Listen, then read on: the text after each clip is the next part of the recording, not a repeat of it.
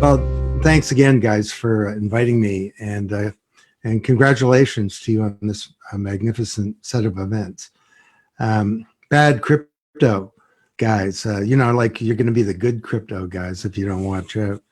But I thought for my closing talk that I would kind of stand back and take a big picture look at what's actually happening with blockchain overall. And this is not just my views, it's based on the research that we're doing at the Blockchain Research Institute. 110 projects looking at what's actually happening, what are the big challenges, and how to overcome them. And what's going on? Well, if you talk to the people who ought to know, like Gartner, nothing's going on. There's an article on the screen there from a report from Gartner saying blockchain is just going to be an add-on to ERP and CRM. I think you called me the elder statesman or father or something. I've been around long enough to have seen this happen a few times before. You know, in 1999, I gave 120 speeches around the world. I was getting $160,000 for a 20-minute speech. 2 years later, I did 8 speeches and nobody wanted to talk to me because the internet apparently was a big bust and absolutely nothing was happening. And this is a typical thing that happens with an important new technology. So let me explain to you in the audience what's actually happening. And I understand I'm between I'm in front of a cocktail party, and so I've actually brought a nice glass of wine and a nice bottle of tequila for the cocktail party. But I learned the hard way: you shouldn't drink too much before you have a speech. Apparently, I was very entertaining. But anyway, what's going on? Well, let me start with the promise. What's the reality, and what are the big challenges facing us? First of all, on the promise, a little background. I wrote a couple of books in the 1980s that nobody read. I think my mother bought most of the copies. And then I wrote my first bestsellers in the early 90s, Paradigm Shift, which was obviously a big book, and The Digital Economy, which was the first bestseller about the web and business. And 20 years later, I was asked to write the 25th anniversary edition of The Digital Economy. And I had to think about what had occurred and where are we going. And I came to the conclusion that we've been through a first era of the digital age: mainframes, mini computers, PCs, the internet, the mobile web, social media, the cloud, big data, and that we were in fact entering a second era where we have these extraordinary technologies infusing themselves into everything, into our physical world, into our processes, into our bodies. And I came to the surprising conclusion for me that the foundational technology for all of this was in fact blockchain. And to me, and to us at the BRI, this is the second era of the internet. So let me, in terms of the promise, just review that quickly. For 40 years, that whole period, I began in the late 70s at Bell Northern Research, Canada's Bell Labs, and we were working with the ARPANET. We had this internet of information. But if I send you in the audience some information, an email, a PDF of this deck, whatever, I'm actually not sending you the information, I'm sending you a copy. Even with a website, I retain the original, and that works great for information. But when it comes to assets, things that really matter in the economy, like money and securities and contracts and deeds and intellectual property and the data in our identities, and cultural assets like art or music or votes. A vote is an asset, something of value that belongs to somebody. Sending a copy of those or copying those is a bad idea.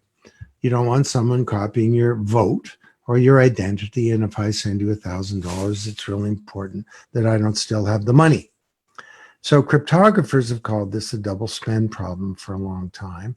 And the way that we manage this problem in our economy is through middlemen who perform all of the business and transaction logic of every type of commerce: banks, stock exchanges, transfer agents, escrow agents, credit card companies, sometimes governments, now big technology companies. And overall, they've done a pretty good job, but there are growing problems, which I won't go into now. But we need a new approach. What if there were not just an internet of information? What if there were an internet of value, some kind of vast global distributed ledger where anything of value, from money to securities to a vote, could be managed, stored, transacted in a secure and private way? Well, that's what Satoshi solved. He cracked the double spend problem. And now for the first, I think it's the biggest innovation in human history. And like millions of people, when I read that paper, the top of my head blew off. Biggest innovation in computer science in a century, because for the first time ever, not in a century, in a decade, because for the first time ever, people could trust each other peer to peer. And trust is not achieved by an intermediary, but by cryptography, collaboration, and some clever code. So that's kind of the promise, the trust protocol, a native digital medium for trust. Now, some of you may have seen the John Oliver show, where he did a whole show on blockchain. And I had made an analogy. It was on television. I was interviewed on PBS, saying that a blockchain was hard to hack. And I thought my analogy was pretty good, but John Oliver had some serious fun with it. So I'm just going to play that for you right now. And because of the complicated process the network uses to verify records, it is very secure. Now, relax. I'm not going to get into what that process is or how it works, but I will share a really helpful, really dumb metaphor for why it is safe. The way I like to think of it is that a blockchain is a highly processed thing, sort of like a chicken McNugget. And if you wanted to hack it, it'd be like turning a chicken McNugget back into a chicken. Now, someday someone will be able to do that, but for now, it's going to be tough. Hold on. That is an absolutely horrible thought. So why is that reporter so happy about the idea? Because if anyone ever figures out how to turn a chicken McNugget back into a chicken, that chicken is going to be up. He's going to spend the rest of his life suffering from PTSD and writing haunting poetry about the experience. The things I saw, buck, buck, buck, paw. My body is whole, but what of my soul? So you can see why I don't use the analogy anymore, but I still think it's a pretty good analogy.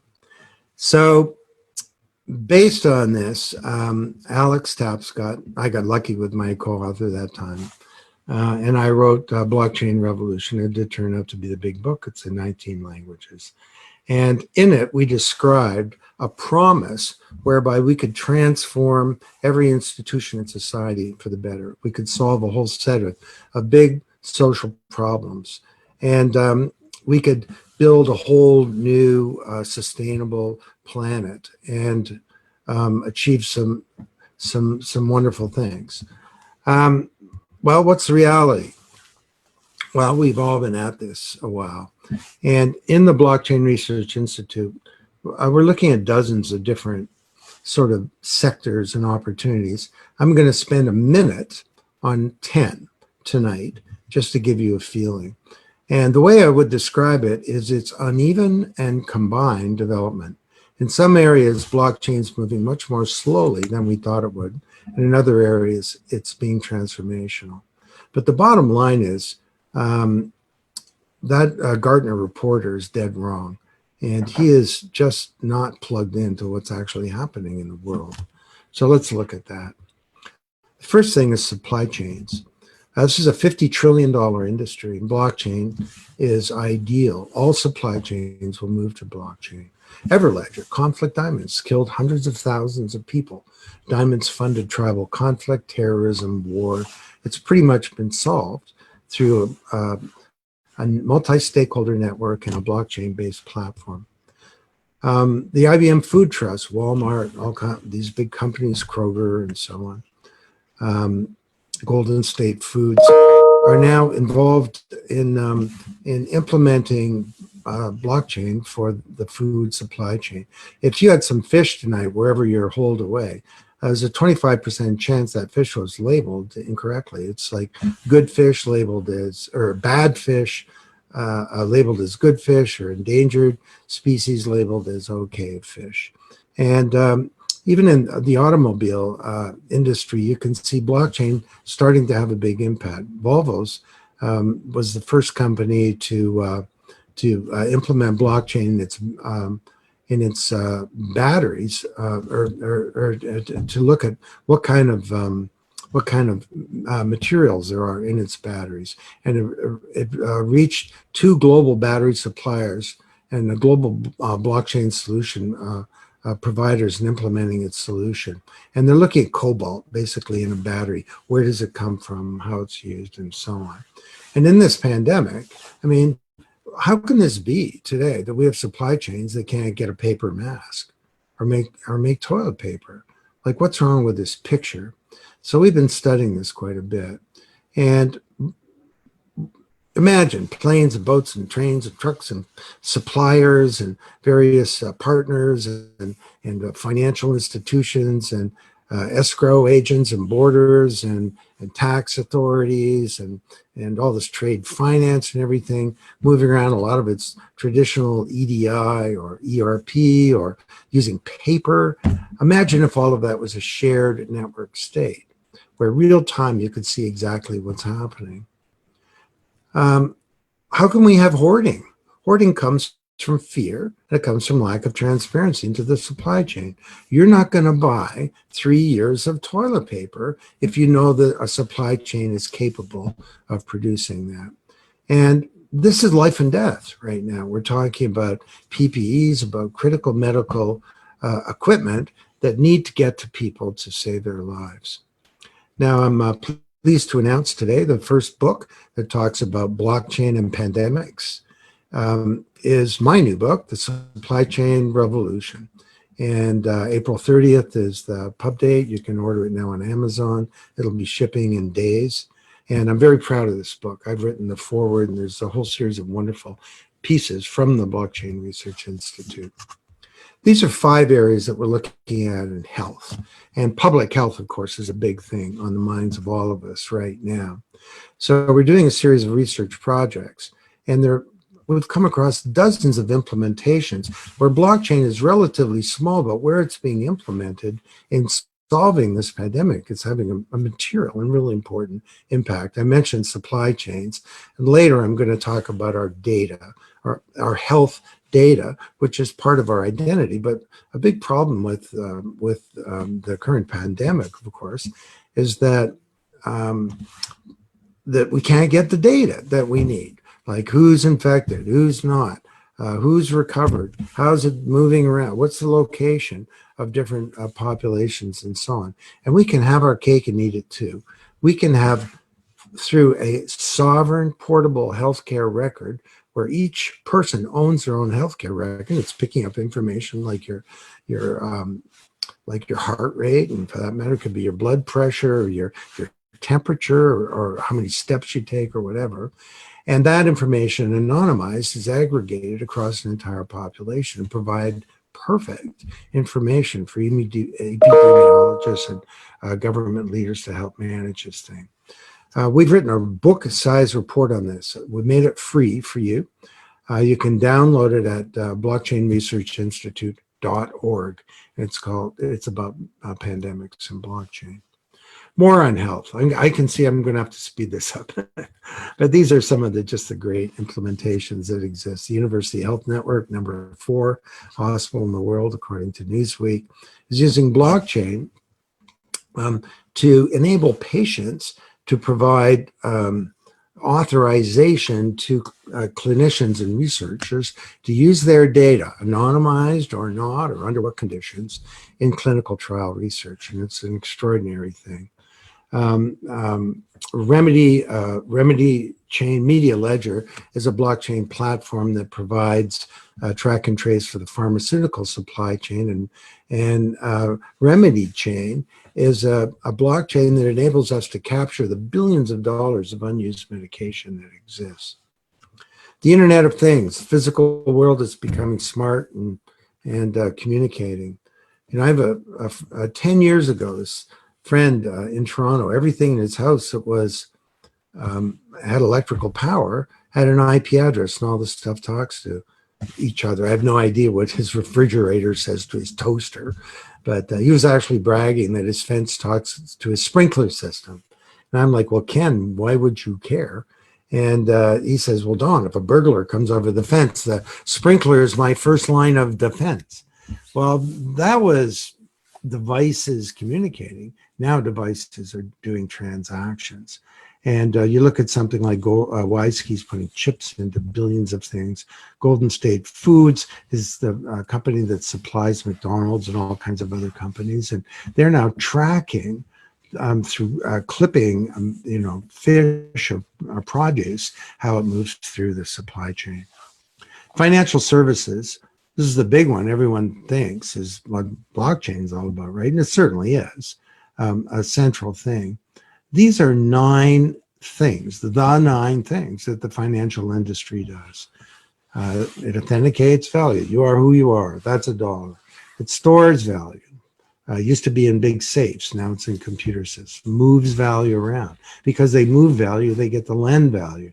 They fund and invest value. The venture capitals and private equity, mutual funds, hedge funds, and so on. They exchange value, various kinds of stock markets and other exchanges. They insure value, managing risk, the insurance and reinsurers. They analyze value, and they account for and audit value. Now, this is a 90-minute presentation, this slide.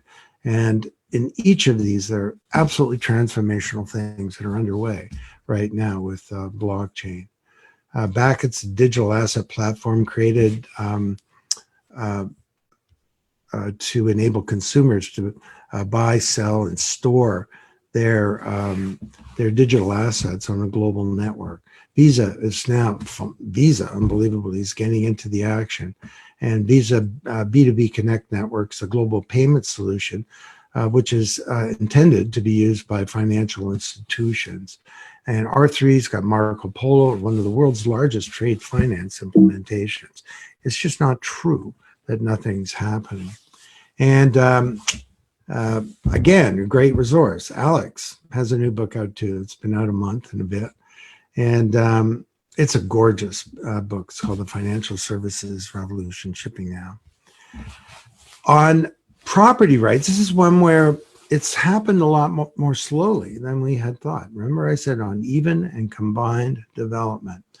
So you remember in Blockchain Revolution, many of you read the book, we talked about the music industry and how the Internet of Information broke our intellectual property regime around music. And if you were a songwriter 35 years ago, you wrote a platinum song, you get $46,000 US in royalties. It's for 1 million singles. Today, 1 million streams get you $35, which won't buy you a mojito, you know, so let alone enable you to live for a year. So Imogen Heap's, a great British singer-songwriter, Grammy winner, created Mycelium. There are other initiatives like this. She posted a song on there, and the song is inside a smart contract. The contract specifies the intellectual property rights.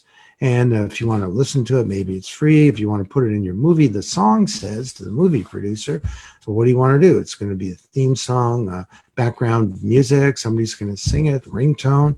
And the way she describes it is my song acts as a business, protecting my IP rights. And the song has a bank account in it because it's on a blockchain, and it's collecting money on my behalf. Well, it turns out the big labels don't want this to happen, and are fighting it strongly. Now, the good news on this is that 90% of the music in the world will be created in the next 10 years. So we have an opportunity. Same thing with land titles. 70% of the land titles in the developing world are not enforceable. You're in Honduras, a dictator comes to power. you know, and he says, well, you may have a piece of paper that says you own your farm, but central government computer says my friend owns your farm. And this is a huge problem all around the world. Well, it turns out it's a huge challenge to get a valid land title in the first place. So that one's been moving slowly. Telecom's a big one. I'll just mention here, Reliance, 300 million customers on their Geo network in India. And you know, I've spent some time with Mukesh Ambani, the chairman of Reliance Industries, who wants to rebuild a whole bunch of his businesses around blockchain. And his goal is to deliver financial services to all these people, to give them blockchain as a service. And that's underway right now. 5G has all kinds of problems, including environmental problems. The work that we've been doing suggests that that capability and better can be delivered through mesh networks with a blockchain platform. And given the terrible balance sheets of the telcos, it's going to be difficult for them to roll out 5G in the foreseeable future on a global basis. And that's a real interesting opportunity. When it comes to energy, resources, climate, really exciting things going on. Carbonx.ca, full disclosure, I'm one of the founders of the company. We're tokenizing carbon credits. And the goal is that you're going to buy that carbon neutral cappuccino machine because it comes with these tokens that are loaded. They can do all this stuff. They're fungible. They can turn them into money if you want. This is about changing the behavior of billions of people. And in the next couple of weeks, we'll be launching our first zero footprint, we own that brand, funds, an ETF and also another fund. All kinds of other cool things going on. I'll just mention Electra Utilities and Interact. They're creating a renewable energy generation and low emission vehicle program. That's where the goal is to get all kinds of resources working together in real time so that electricity can be generated and distributed efficiently. And blockchain is a transactional platform for all of that.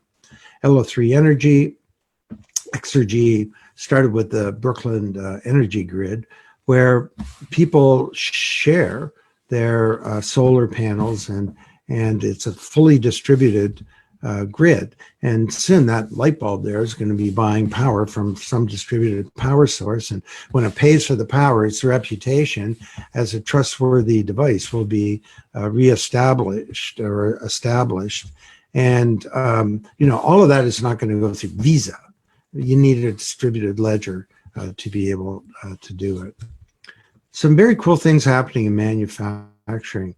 One of the first examples that we wrote about several years ago, and it's very active operational system today, is at Moog, related to the Moog synthesizer, but not the same company, as an aircraft precision part manufacturer based in New York, and operating in a highly regulated environment. They used to manufacture parts and then ship them to a company like Boeing.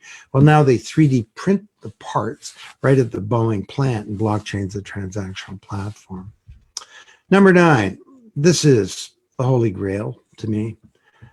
We all live in an era of digital feudalism, where you remember under the feudal system, you worked the land, you created all this produce, the landlord took it away, and you were left with a little bit. Well, today we create data. And, you know, the virtual Joel knows more about Joel than he does, because he can't remember what he bought a year ago or said a year ago, his location a year ago, what medication he had, or what diagnosis he had, or what he got on that test, or whatever, thousands of classes of data. And he creates the data through his body and his action and activities, but it's expropriated from him by these digital landlords, digital conglomerates and others, and Joel's left with a few cabbages. And so people think, well, this is all about privacy. Well, it's not just. It means that you can't use that data to plan your life. the data is not secure because it's on central servers, and you're going to be picking up the mess at some point. You know, there's two kinds of these servers, those that have been hacked and those that will be hacked. It means that you can't monetize the data, and that's resulted in this bifurcation of wealth that's growing in countries around the world. It means that we can't, these are all in silos, so we can't aggregate that data and say a pandemic to understand trends of what's actually happening. And the final one is, yeah, our privacy is being undermined.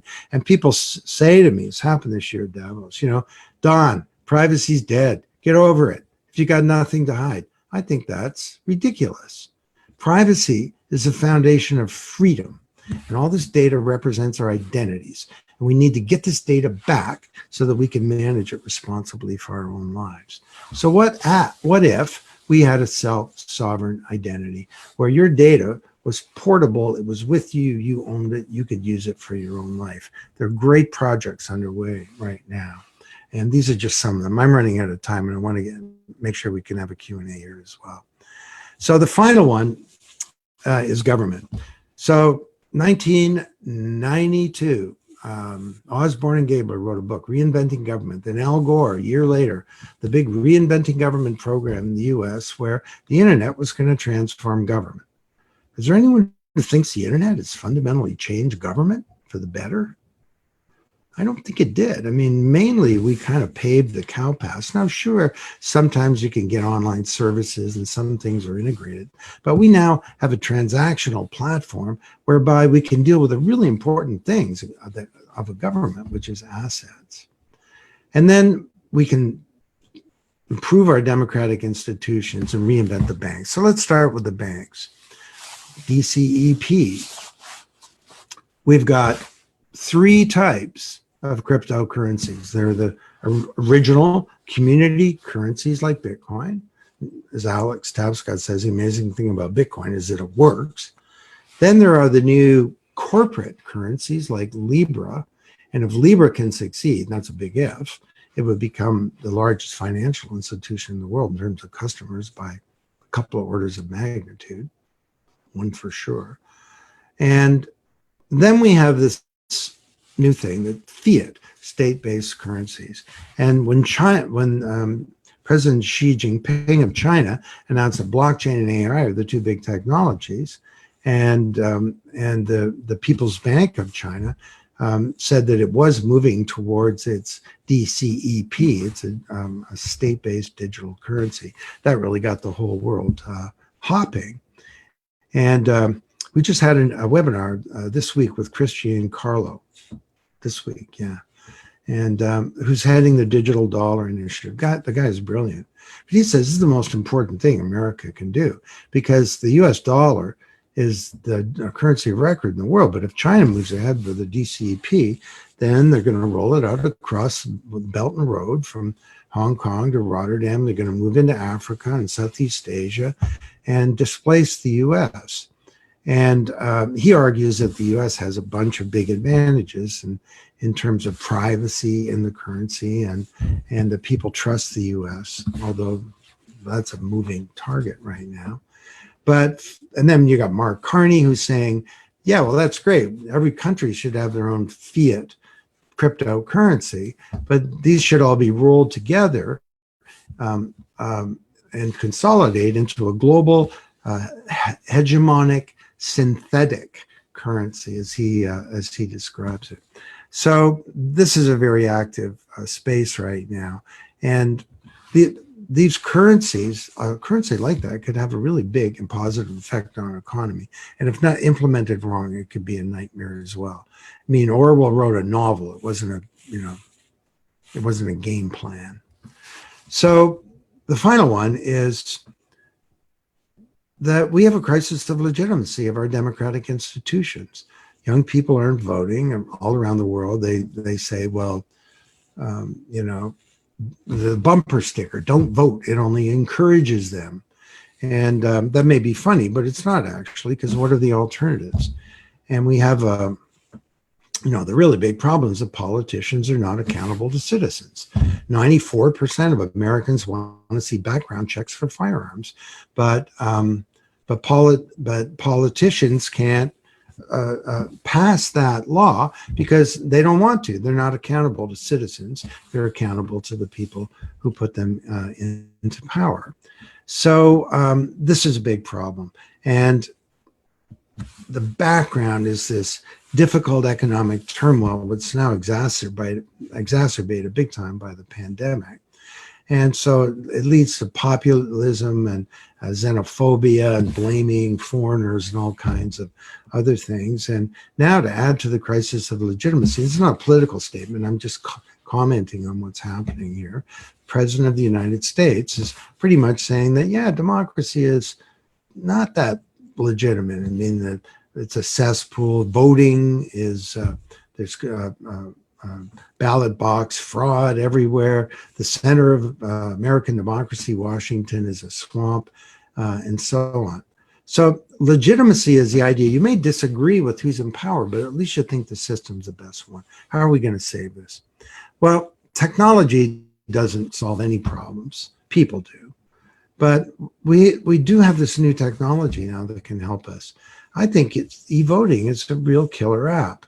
Yeah, there's some challenges getting it right with blockchain, but nobody's going to vote online and trust it, I don't think, unless you have cryptographic proof that the double spend problem has been solved, that my vote was cast for the person for whom I voted and it wasn't moved or double counted or uncounted or something.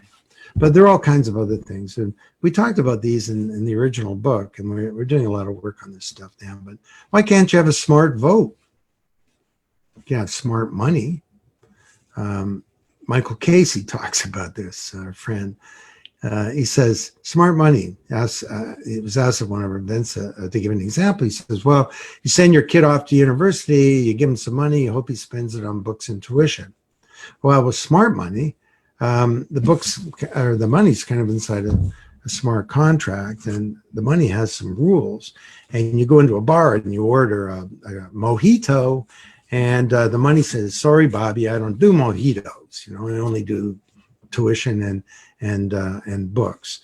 So why couldn't you have a vote that's inside a smart contract where you're not just voting for a politician who'll go do whatever they want to do, but you're voting for their program as well? That's just one of the many exciting possibilities. So that's the reality. It's uneven, it's combined. In some areas, spectacular things are happening. You know, right before the oil and gas industry went into this massive crisis caused by a whole bunch of things, including the pandemic, but also the behavior of OPEC and Russia and so on. The upstream oil and gas industry was positioning to rebuild itself around blockchain. And we know because we have clients in that industry. This is the most important part of one of the biggest industries in the world. Not doing pilots or POCs, but actually setting about to transform itself around this technology. And, you know, nothing's going on. Well, venture capital has already been deeply disrupted. All trade finance in the world is moving to blockchain, all of the stuff that really matters. Fred Smith, CEO of FedEx, says they're rebuilding the logistics industry around this technology. He says, you know, we created the chain of custody, he says, now we're going to do it again around blockchain. So big stuff is happening, but it's uneven. It's taking time. Why is that? Let me close with this. Well, there are some problems, and there are 4 of them, and I'm just going to spend a sec on each. The most time on the first one. You know, with the internet of information, you just create a website. Boom, you're off to business. You want to do e-commerce? Create a website where you can do transactions. Boom, you're off to business. With blockchain, you're messing with very profound things. Like you're messing with the supply chain industry. If you got it, it came from a supply chain. If you don't have it, a supply chain may have been the problem. This is $50 trillion. The financial industry is hundreds of trillions of dollars. And these are very deep structures. And we have an entire regulatory environment that's designed for this old physical world. Now we're going financial services, the greatest digitization of assets ever is underway. But we have institutions that are designed for a very different thing. Chris Giancarlo in the webinar was describing why we have a 3-day settlement period that was mandated by law because that was the best the U.S. Postal Service could deliver. So you got guys in New Jersey setting up trading stations there so that they could be 8 miles closer to the big servers and get picosecond advantages over people in Manhattan. And they do the trade, and then it takes 3 days to settle it. And it goes through half a dozen different, counterparties, each with their own risk and cost. Well, again, move to blockchain, there is no 3-day settlement period because the payment and the settlement is the same activity. But it's non-trivial to do that. One other big change that's underway is we're changing the deep structure and architecture of a corporation. I've written about this guy, Ronald Coase, since the digital economy in '94, because I think he was never interested in the internet or in technology, but his theory of the firm, I think, is a foundation for us to understand this. And he explained why we have firms, that the transaction costs of creating value outside the boundaries of a firm are greater than within a firm.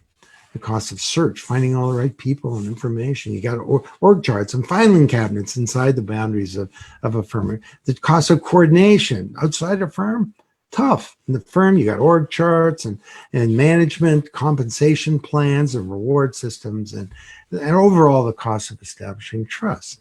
So the industrial age corporation did everything from soup to nuts. It was vertically integrated. Henry Ford had a power plant, steel company, glass factory within the boundaries of the firm. In paradigm shift, I said, I think technology is making the boundaries of the firm more porous. And then with the internet, this is a 20-year-old diagram of the Cisco business ecosystem. They focused on what they did best, but the internet dropped transaction costs somewhat so they could build a partner network. What does it mean to have an internet of value? Well, we're moving to a profound change in the way that we orchestrate capability in society to innovate, to create goods and services. This is going to take a while. It's going to take a while. Second big problem, the internet was a bunch of similar networks that link together. Blockchain are a bunch of dissimilar silos. And that's going to take a while to overcome that. Still good stuff going on. August 2019, Hyperledger introduced Besu, which is a Java-based Ethereum client known as Pantheon, which it's the first blockchain project submitted to Hyperledger that can operate on a public blockchain. And that's a longer story, but it's pertinent. Cosmos, the Internet of Blockchains, a technology that has a lot of promise. So things are being done to overcome these. On Monday morning, I'm giving a talk to, I think it's like 1,000 people, organized by the IEEE. And my talk is about blockchain and standards. And this is where a lot of this interoperability is going to come together. Blockchain has an image problem. Some of it's not justified, criminal behavior. Yeah, estimated 1% of Bitcoin is used for nefarious purposes, but 3% of cash is used for criminal activity. Bitcoin for law enforcement has some big advantages because you have metadata. But there are a number of things we need to keep working on that. And then the final one is the challenge of governance. And when I say this, sometimes people in our community say, whoa, governance, Don, back off, this is all decentralized. Well, Pinder Wong, one of our colleagues, brilliantly said, just because it's decentralized doesn't mean it has to be disorganized. And we need to come together in a whole bunch of different ways to steward this resource forward. Now, the regulatory environment is an example of the big problems that we have. Everywhere we go, this is a report that we did with the Chamber of Digital Commerce. Number one impediment to this moving forward is regulators. They lack knowledge. There's a culture of hostility and enforcement. There's lack of regulatory clarity. I know in Canada, you want to do a token generation event, good luck. And the regulators are going to say, well, it's a security. You need a securities offering. And the tax authority is going to say, no, you're selling a product. We're going to tax you on that. And the efforts to improve this have the various, accelerators and so on of the various regulators have proven overall to be not effective. The sandbox, these kinds of things get called quicksand. So how are we going to solve this problem? Well, we can learn a lot from how the internet itself is governed. Now, I studied this for like a year of my life a few years ago, and I spent a lot of time. The internet has 7 sets of multi-stakeholder networks that make it run. It's not run by the UN or some global body. It's a self-organizing governance model, and that's what we need to do. You got for the internet, you got standards networks like the IETF, you got knowledge networks like the Internet Society, delivery networks like ICANN, they just do stuff. Policy networks like the Internet Governance Forum, advocacy networks like the Electronic Frontier Foundation. So in 2016, Alex Tapscott and I brought together some of the leaders from the industry. You can see some of these people. There's Joe Lubin and Brian Bellendorf. That was Tamika Tillman, chair of the Global Blockchain Business Council. Perry Ann Boring, who founded the Chamber of Digital Commerce, a bunch of good people. And then it was called the Muskoka Group. It was here where I am. I'm up on the lake, Holdaway, here at our lake house. And we wrote a manifesto, muskokagroup.org, if you want to read the manifesto. And that led to a whole bunch of things. One of them is the World Economic Forum asked us to write a report on governing blockchain, stewarding this resource. And we did that. It's publicly available. And we concluded that there are these 3 levels. You got governance at the platform. So, hey, Ethereum, Hyperledger, whomever needs a governance apparatus. At the application level, BITA, Blockchain and Transportation Alliance, is looking at application-based standards. And then you got holistic at the level of society, all the things that need to be done in terms of public policy. So this is the BRI. And out of that, we created the Blockchain Research Institute. And our goal is to link the potential of this technology with the actual deployment. For you, kind attendees at this event, you can enroll in our courses. We spend almost $1 million developing these through Coursera and INSEAD, and there are 4 full courses, the final one being a practicum, 250 videos, 250 exams. And if you go to coursera.org/promo/blockchain revolution, and I'm sure the bad crypto good guys can give you the link, then because I'm presenting to this audience, you can do that today. So, promise, it's a big one. The reality, huge things going on. It's uneven. The challenges, we need to come together better to overcome these challenges. But overall, this is moving ahead. This is happening. And with the pandemic, to paraphrase Victor Hugo, nothing so powerful as an idea whose time has come. Nothing so powerful as an idea who's become a necessity. We need this technology now. So how are we going to get there? Final thought. When you have a new paradigm, you get a leadership crisis. I'm old enough to remember when Ken Olsen said there's no reason for any individual to have a computer in his home. They were almost the largest computer company in the world. They were just about to bypass IBM, Digital Equipment Corporation. Jamie Dimon becomes a fraud. He withdrew that very quickly after he realized they're up to here in Bitcoin and digital assets and crypto and everything. But the basic problem, and that's the Gartner report and this kind of naysayer stuff that you see, is that when you get a new paradigm, these things are a mental model, and they're often so strong that we don't even know that they're there. They're based on assumptions so strong. And when you have a new paradigm, you get conflict, confusion, and these things are often received with coolness or worse. Vested interests fight against change, and leaders of old paradigms have great difficulty embracing the new. So by attending this event, you've positioned yourself, self-selected as a leader, and I certainly wish you the best. To close, let me just do an analogy for you, if I could. At the Blockchain Research Institute, we've been studying nature, and fish come in schools, bees come in swarms, starlings over the moors of England, other places, come in something called a murmuration. Murmuration. It's an English word. It's in the dictionary. And it refers to the murmuring of the wings of the birds. And starlings are out over a 20-mile radius throughout the day doing their starling thing.